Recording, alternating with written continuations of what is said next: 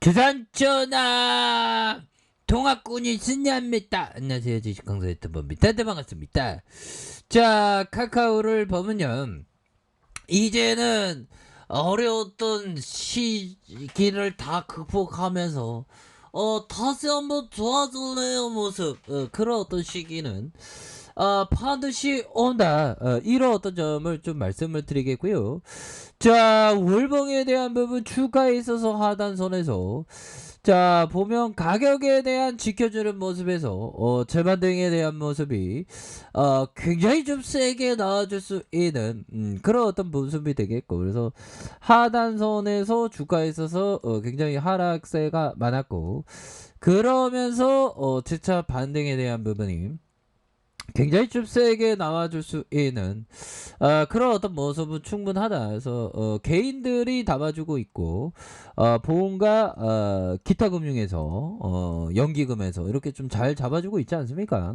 그렇게 해서 카카오가 다시 한번 좋아지는 이런 어떤 순간이 와야 되겠고, 결국에는 형들아, 주가가 싸질 때가 뭐 언론들 뭐 이렇게 해서 좀 안 좋다는 기사가 나올 때 오히려 더 좀 역발상학적으로 좀 생각을 해볼 수 있는 그런 어떤 부분이 되겠습니다. 그래서 자, 그간 승승장구해온 카카오가 전례 없는 위기를 맞고 있다. 그래서 골목상권에 대한 부분에서 범소영 의장이 계열사 신고 누락 각종 의혹의 논란이 이렇게 일고 있는 카카오는 올해 국감에서 여야의 포화가 집중될 것으로 예상을 하고 있고, 뭐 언제는 막 키워준다고, 뭐 기업하기 좋은 나라 만들었다고 그러면서 이제는 기업 때리기냐 보며. 와, 진짜 너무하네 보면. 또 짱이라. 자, 여기에서 카카오 금융사업 부분에 악재가 끊이지 않고 있다. 그래서 이처럼 연이은 악재 주가가 휘청이고 있다. 그래서 석 달 새 시가총액이 한 30% 이상 증발했고, 그야말로 총체적인 좀 난국이다라는 점을 이렇게 얘기하고 있는 그런 어떤 상황이 되겠죠. 그래서 카카오가 가장 골머리를 안고 있는 건 문어발식 사업 확장에 따른 골목상권 침해 논란이 이렇게 된다. 그래서 카카오는 대기업으로 편입돼 2016년 이후 공격적인 사업 확장을 했고, 당시에 45개이던 카카오의 계열사 수는 불과 5년 뒤에 올해 118개로 71개가 증가가 되었다. 그래서 국내 대기업 통틀어서 최대 증가율이고, 문제는 카카오 사업을 확장하면서 골목 상권까지 침해했다는 이런 어떤 말도 안 되는 부분이 나오면서 속상한 그런 어떤 측면이 나왔죠. 에이, 속상해라. 현들아, 커피 한잔해. 다시 좋아질 수 있습니다 보면. 자, 그런 어떤 부분에서 실제로 카카오는 택시의 호출과 대리운전, 아니 뭐 너무 잘 나가도 문제야 보면. 나도 잘 나가고 싶다. 그렇게 해서 대리운전, 퀵서비스, 미용실, 네일숍, 그래서 영어교육, 스크린 영역을 발을 들이면 뭐 해먹을 건 해먹어야지, 어떡하냐고. 나쁜 짓 하는 것도 아닌데 보면. 소상공인들은 카카오가 막강한 자본력을 앞세워서 시장을 잠식하고 생태계를 파괴하고 있다는 이 때문에 정무위원회와 사업통상자원 벤처기업의 범수 의장이 국감으로 이렇게 채택하는 그런 어떤 부분이 이렇게 좀 나와준 모습이 되겠고요. 범수영 의장이 또 재산 누락에 대한 K큐브 홀딩스와 관련된 증인 채택, 그래서 범수영 의장이 100% 보유한 K튜브 홀딩스가 지난해 동생 김하영 씨가 대표를 맡았고, 이렇게 해서 형미선 자녀들이 현재 근무 중이고, 특히 K큐브 홀딩스가 카카오의 지분 10.59를 보유하고 있어서 실질적인 지주사라는 그런 어떤 의혹을 받고 있는 그런 어떤 상황이 되겠죠 보면. 대단합니다. 그래서 이로 인한 파장이 커지자 카카오는 대책을 내놓았고, 골목상권 논란 사업 철수와 혁신 사업 중심으로 재편했고, 파트너 지원을 확대하기 위해서 5년간 3천억 조선 김의장 소유 K큐브 홀딩스의 사회적인 가치 창출에 집중. 그래서 그런데 소상공인은 카카오가 내놓은 상생 대책이 면피용에 불과하다. 여전히 대치를 이어가고 있는. 그래서 대치를 이어가고 있지만 뭐 원만하게 끝나겠지 보면. 이제 뭐 정부도 이제 적당히 해야 됩니다 보면. 적당히 해야지. 좀 너무 이렇게 심하잖아 보면. 이건 뭐 기업이 좋은 기업을 왜 그렇게 못 찾아 먹어서 안달이야 보면. 쪼짱이라. 자, 이렇게 해서요.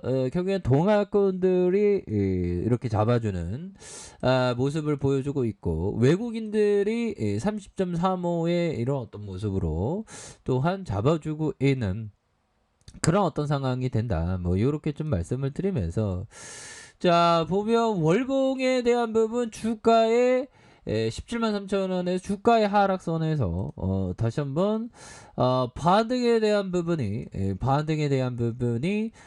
세게 나와줄 수 있는 그런 어떤 가능성에 대한 부분이 충분히 너무 많이 빠졌잖아요 보면 형들아. 그런 어떤 부분에서 다시 한번 증시가 하락하면서 형들아, 계좌가 퍼렁이가 되면서 정말 어떤 다시 한번 저의 어떤 항상 반성을 하고 있습니다. 너무 이렇게 보면 현금을 좀 쌓아두었어야 되는데 너무 질렀나봐 보면 제가. 자, 마이클 스타인하트 형이 얘기했던 이 업은 경쟁이 치열한 업입니다. 주식을 사거나 팔려고 결정할 때 이 업을 일생의 대부분을 보낸 사람들과 경쟁하고 있다는 사실을 인식해야 됩니다. 정말 어떤 거의 막 40년 50년 막 버피청은 70년 80년을 했던 형이죠 보면. 버피청이 한 90이니까 13살이니까 13살부터 했으니까 77년은 한 버피청하고 우리가 싸우는 거예요. 아무튼 많은 경우 이들의 전문가들은 자신의 반대편에 있으며 평균적으로 그들이 자신을 이긴다는 사실을 명심해야 돼요. 명심하겠습니다.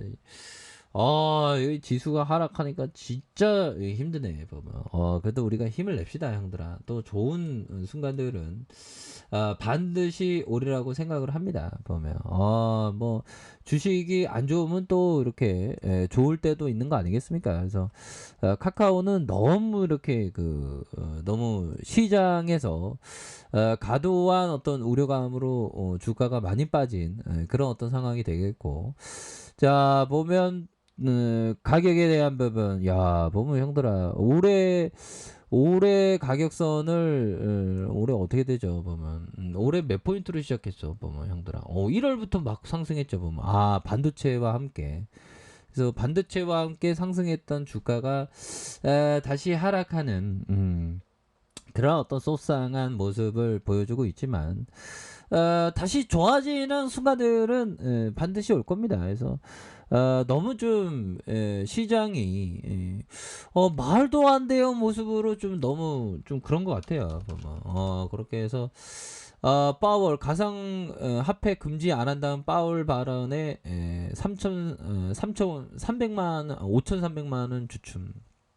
이 파월 형이 또 어떤 얘기 하려는가 모르겠네요 보면. 그렇게 해서